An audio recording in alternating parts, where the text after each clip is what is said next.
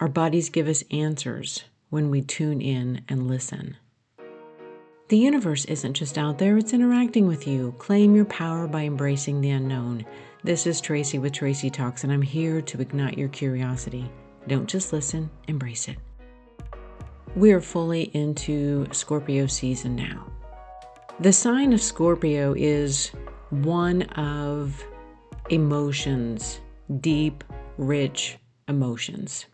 Oftentimes, Scorpios kind of get a bad rap because they're often seen as obsessive or dark, brooding, always seeing the dark side of things instead of seeing the light, fluffy unicorn side.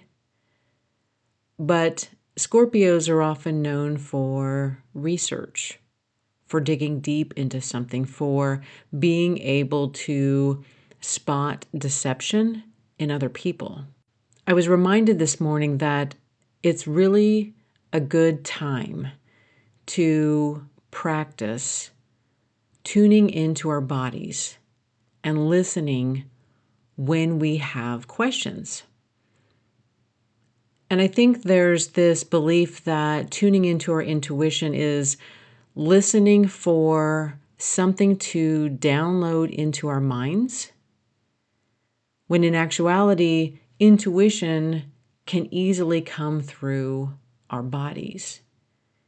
That we feel the dis-ease, we feel the discomfort when something isn't aligned with us. We feel our bodies closing when we ask a question, is this person the best person for me in my life right now? Are they truthful? Are they good for me? And in those moments when we are seeking more information, instead of waiting for something to pop into our mind, tune into your body and feel how your body responds to the questions that you ask. And if you have an uneasiness in your stomach, in your gut, that is an answer. If you have a closing of the throat where it feels like you can't talk, that is an answer. Maybe you have a tingling sensation in your feet.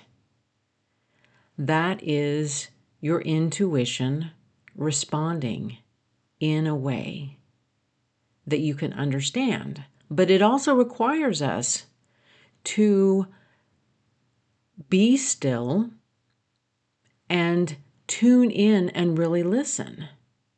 And this busy, fast-paced world doesn't really encourage any of us to tune into the moment and who we are and what is happening.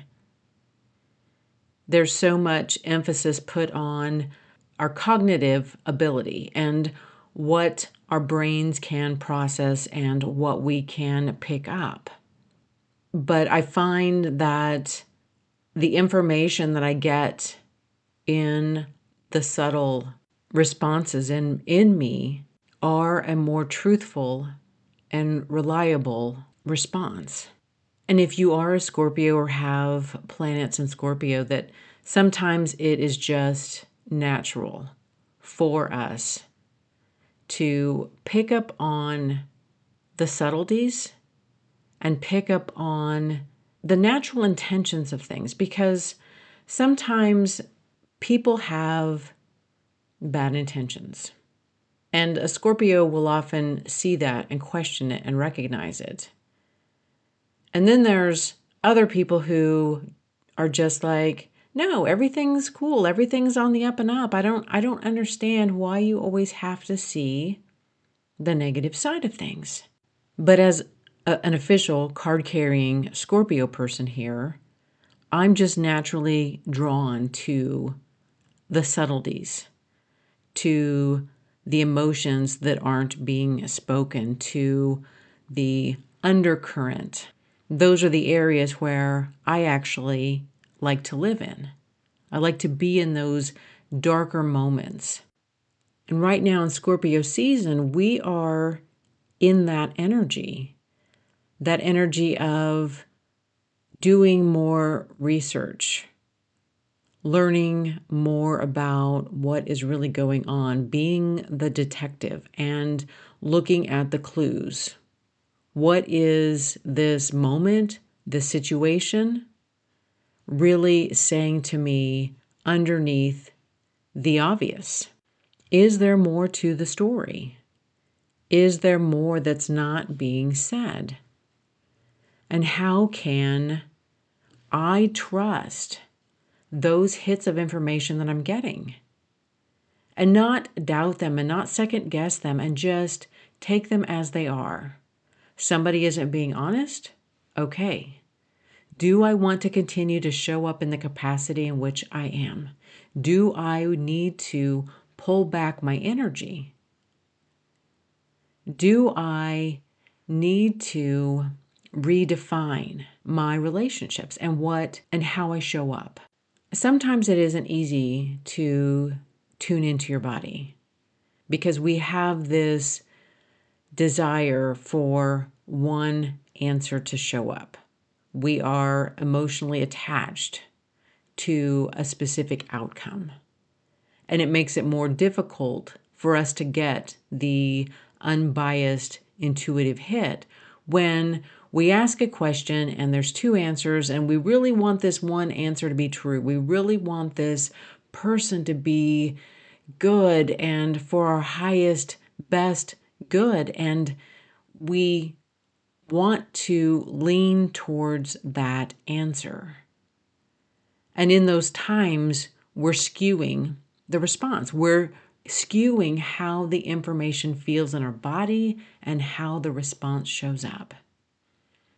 And so what that means is it's very important to let go of any attachment to any conclusion or outcome. I myself am someone who gets caught up in this, I don't know if that was really an answer, and so I continue to ask the question again. And that then creates more confusion because my intuitive self is like, I already gave you the answer. I already dropped the feeling into your body, and now you're asking the question again. So you want a different answer, or you don't trust where the information is coming from. And continuing to ask the same question just creates more doubt and inconsistencies. When in reality, once we get the hit, we need to just believe it and take action on it. I also have to be aware of how much water I'm consuming because there are times when I am not drinking enough water, that my body is not in this natural receptive state, and it's harder for me to get the answers when I'm essentially like dry and shriveled up. And so I need to have more water into my system where the emotions can flow and my body can respond in a more natural way. I just have so many times when I look back into my storage of memories and I was in a relationship that I knew wasn't the best for me and I wasn't happy and I didn't know how to fix it. I didn't know how to change it. And there were those moments where I would tune into my body and ask for information. The reality is I knew the answer. I knew that I needed to take action and take steps. But I didn't want that answer. I didn't want the path that was going to require me to completely upend my life. Even though I knew that was the path I needed to take, it wasn't the answer that I really wanted. And just because I get information doesn't mean that anything needs to happen right this minute. But I'm learning to trust the gut reaction, the feelings in my gut. I'm trusting that my own intuition is the most powerful resource I have. That not everything needs to be figured out on Google, not everything needs to be figured out with all of these social media, that we really do have the answers that we need in real time. But somewhere along the way, we have been told that someone else knows what we need to do. This next month is some of the most powerful energy for you to really spend time with yourself, tune into your body, and listen to what you hear. Sometimes we can actually be amazed at the information that is downloaded to us when we just spend time listening.